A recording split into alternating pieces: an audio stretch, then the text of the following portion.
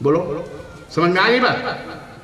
بولو ہاں ہاں بولو کہ نہیں؟ نہ بولو یار، پھر بولو، پھر دوہرا دوں۔ اسلام کس کو کہتے ہیں؟ اگر آپ سے کوئی پوچھے، کوئی اینکر آج کل گلی کوچوں میں بڑے ٹیلی ویژن والے مائک لے کر ان کو پکڑیں گے جن کو وہ سمجھتے ہیں بہت بڑا جاہل ہے، اور یقیناً بیچارہ پاگل بدھو گلیوں کوچوں میں رہتا ہے، اے سنو سنو تمہارا نام کیا ہوگا؟ عبداللہ۔ کہتا بتاؤ اسلام کس کو کہتے ہیں؟ بتاؤ بتاؤ۔ اب بیچارے کو اپنے ہی نام کا پتہ نہیں تو اسلام کہاں سے بتائیں ہیں؟ وہ ایک خان صاحب سے معذرت کے ساتھ، خان صاحب خان تھے، وہ کسی آدمی کے سینے کے اوپر بیٹھ کر کے، سینے پہ بیٹھ کر کے پڑھ کلمہ پڑھ کلمہ، وہ بیچارہ پڑھ ہی نہیں رہا، کہا کلمہ پڑھ، کہا مجھے نہیں، کہا کلمہ پڑھ۔ تو ایک دوسرا آدمی گزر رہا تھا، اس نے کہا خان صاحب آپ زبردستی اسے آپ ہی پڑھ کے بتا دو نا، آپ ہی پڑھ کے بتا دو، جب وہ کہہ رہا مجھے نہیں معلوم تو آپ پڑھ کے بتا دو۔ کہا پاگل کا بچہ، مجھے معلوم ہوتا تو میں اس کو بولتا کیوں کلمہ پڑھ، تو مجھے تو خود پتا نہیں ہے۔ تو ایسے لوگ ہیں جنہیں خود پتا نہیں ہے، وہ آپ سے اسلام اور نبی صلی اللہ علیہ وسلم اور 3 طلاق اور حجاب کیا ہے، قرآن میں کیا ہے، ڈیبیٹ ہو رہے ہیں، بیٹھ کر کے بڑے بڑے ملے بٹھائے جا رہے ہیں، ملے بٹھا کر ٹوپیاں پہنا کر کے وہ ڈیبیٹ ہو رہا ہے، وہ اپنی طرف کھینچ رہا۔ ایسے ایسے فتنے ٹیلی ویژنوں کے اوپر اس وقت پیدا ہوئے۔ فلموں نے اتنی گند نہ مچائی جتنا یہ ڈیبیٹ اور ابیٹ کرنے والے یہ اینکر پینکر ٹینکر شنکر یہ سب کر رہے ہیں۔ اللہ انہیں یا تو ہدایت دے یا اللہ ان ظالموں کو نیست و نابود فرمائے جو ہمارے بھارت کی لوٹیاں ڈبو رہے ہیں اور ہمارے بھارت کے نام پر کلنک کا ٹیکا لوگوں نے فتنے پھیلائے، کہیں آگ نہیں لگی ہے، ایسے ایسے آوازوں سے وہاں بم پھٹ گیا، وہاں فلاں ہو گیا، ڈھکا ہو گیا، یہ ہو گیا، پتہ نہیں کچھ نہیں، ٹائم فش کچھ نہیں۔ لیکن یہ فتنے ہیں، یہ فتنے ہیں، ان سے بچنے کی کوشش کرو۔ تو عرض کرنے کا مطلب ہے اسلام کہتے ہیں اللہ کو ایک ماننا، اللہ کو ایک، اللہ پر ایمان لانا، اس کی اطاعت و فرما برداری کرنا، تابعداری کرنا۔ نمبر 3 اللہ کی عبادت کرنا، اس کے ساتھ کسی کو شریک، یہ شریک لانا ضروری ہے، یاد رکھنا، یہ نہ سوچنا اللہ کی عبادت کرنا۔ وہ عبادت کرنے والے تو بہت سارے بڑے بڑے نمازی ہیں، لیکن وہ اللہ کے ساتھ شریک بھی کرتے ہیں۔ کیسے؟ بولو، مسلمان ہیں، حاجی ہیں، خانہ کعبہ کا طواف بھی کرتے ہیں، یا کنا بدو یا کہ نستعین بھی پڑھتے ہیں، اور بیچارے نہ جانی میں ان کو پتہ نہیں ہے، وہ یا غوث المدد، یا رسول اللہ المدد، یا خواجہ غریب نواز، یا بزرگان دین کرتے کی نہیں کرتے، انہیں نہیں پتا یہ شرک ہے، بیچاروں ان کو نہیں معلوم، عبادت کرتے ہیں لیکن ان کو پتا نہیں ہے کہ شرک کیا ہے، واللہ نہیں معلوم ہے ان کو، اور ہم بتاتے بھی نہیں مارے ڈر کے کہ ناگان کو ڈنڈا لے کے آ جائے، اسٹیج چھوڑ کے بھاگ۔ مولوی صاحب بتا رہے تھے مجھے کہ پتہ نہیں کہاں ایک جگہ جلسے میں، اب بیچارے وہ کتاب کھول کے بتا رہے تھے، اب کھولتے وہ محلے کے لوگ ڈنڈا لے کے آ گئے، مولوی کدھر ہے، لوگ اسٹیج چھوڑ کر کے بھاگ کے مارے جائے۔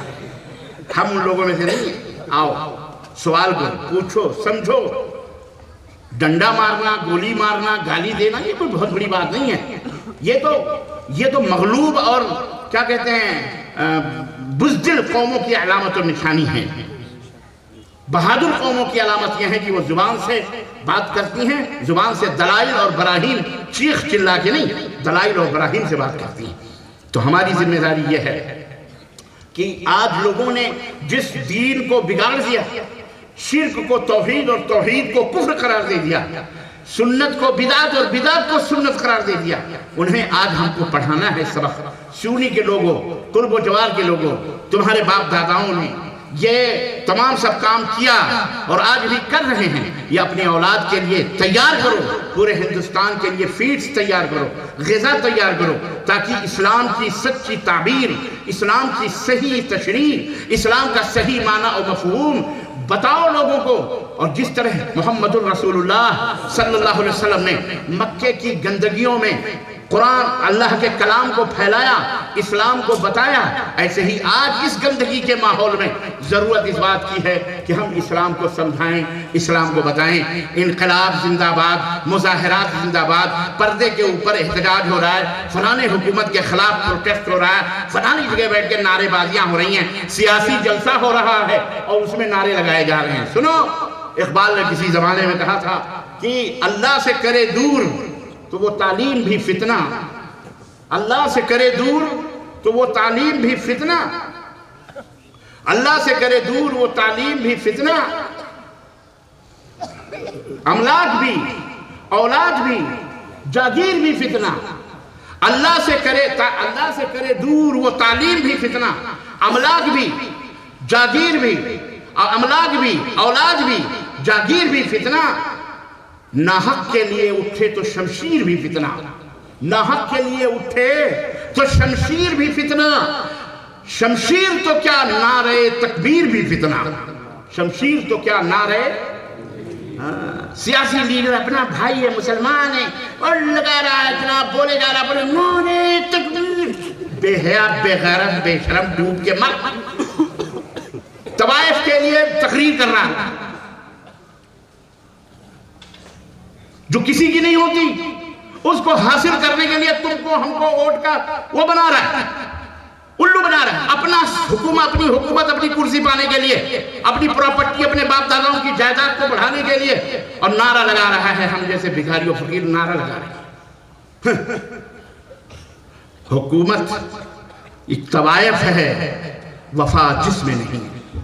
یہ حکومتیں طوائف سے بدتر ہوتی ہیں، آج تیری ہے تو کل کسی اور کی ہو جائے گی، یہ کسی کا نہیں ہوتی، یہ صرف کرسی کی غلام ہے، کرسی۔ نعرے ناحق شمشیر تو کیا نعرے تکبیر بھی۔ اپنے آپ کو سنبھالو، اپنے بچوں کو قرآن کا حافظ بناؤ، عالم بناؤ، ڈاکٹر بناؤ، انجینئر بناؤ، ہر زبان پڑھاؤ، ہندی پڑھاؤ، اردو پڑھاؤ، سنسکرت پڑھاؤ، جناب علی رامائن بھی پڑھاؤ، رگ وید بھی پڑھاؤ، یجروید بھی پڑھاؤ، سناتن دھرمی کے ان کے جتنے بھی وید ہیں وہ سب پڑھاؤ۔ ایسے ٹیچرز مہیا کرو، ایسے اساتذہ تیار کرو، ایسے معلمین تیار کرو کہ وہ قرآن بھی پڑھائیں، وہ حدیث بھی پڑھائیں، وہ غیر لوگوں کی کتابیں بھی پڑھائیں۔ سناتن دھرم ہو، بدھ دھرم ہو، جین دھرم ہو، تمام ادیان و ملل کی تعلیم دی جائے ہر بچے کو، ہر بچی کو، تاکہ وہ اپنے بھارت کی تمام قسم، بھارت کی ان رنگ برنگے کلچر سے، تہذیب اور تمدن سے، اور بھارت کے تمام دھرموں کو پڑھ کر سمجھ کر اسلام کی بہترین تشریح کر کے ان کیچڑوں میں ایک گلاب کا پھول بھی کھلا سکے، اور ہر دھرم کا احترام اور اکرام جو ہمارے اسلام کا قرۂ امتیاز ہے کہ لا تسبوا الذین یدعون من دون اللہ۔ اے مسلمانوں، تمہیں ہم یہ تعلیم دیتے ہیں، اللہ کا بیان ہے کہ سنو، کبھی جوش محبت الہی میں جا کر کے کسی غیر کی خداؤں کو گالی دو، نا نا نا نا نا نا فیسب اللہ عدوا بغیر علم۔ تم ان کے معبودوں کو گالی دو گے، وہ جاہل اناڑی میں ہو کر تمہارے اللہ کو گالی دے گا، اس لیے تم اللہ کو گالی دینے کا سبب نہ گالی دو۔ احترام انسانیت، سب کا احترام کرو، سب کا اکرام کرو، یہ اسلام سکھائے گا، یہ اسلام سکھاتا ہے۔ نبی کائنات بیٹھے ہوئے صحابہ کے جھرمٹ میں بیٹھے ہوئے، جنازہ سامنے سے گزرتا ہے، اللہ کے نبی اٹھ کے کھڑے ہو جاتے ہیں، اللہ کے نبی اٹھ کے کھڑے ہو جاتے ہیں۔ صحابہ کہتے ہیں اللہ کے نبی آپ کو پتہ ہے یہ کس کا جنازہ ہے؟ کہا کس کا ہے؟ کہا یہودی کا ہے۔ کہا یہودی کا جنازہ ہے اور آپ کھڑے ہو گئے؟ یہ تو بدترین دشمنوں کا جنازہ ہے، آپ اس کے اوپر اٹھ کے کھڑے کیسے ہو گئے؟ قال اولیس انسان، اولیس انسان، کیا وہ انسان نہیں ہے؟ کیا وہ انسان نہیں ہے؟ کیا وہ انسان نہیں ہے؟ انسان کی تعظیم کرو، تکریم کرو، وہ میت تمہارا دشمن ہی کیوں نہ ہو، اگر گزر رہا ہے جنازہ تو اس کے لیے بھی ہمارے نبی نے کھڑے ہونا، تعظیم سکھلایا، تکریم سکھایا ہم کو اور تم کو۔ بات سمجھ میں آئی مسلمانوں؟ بولو۔ تو اب ہماری ذمہ داری، اسلام کا تعارف ہو گیا، پہچان لیے، اللہ کا حق اس اسلام کے اندر موجود ہے کیا؟ اللہ کی عبادت کرو، اللہ کے ساتھ کسی کو شریک۔ شرک کیا ہے؟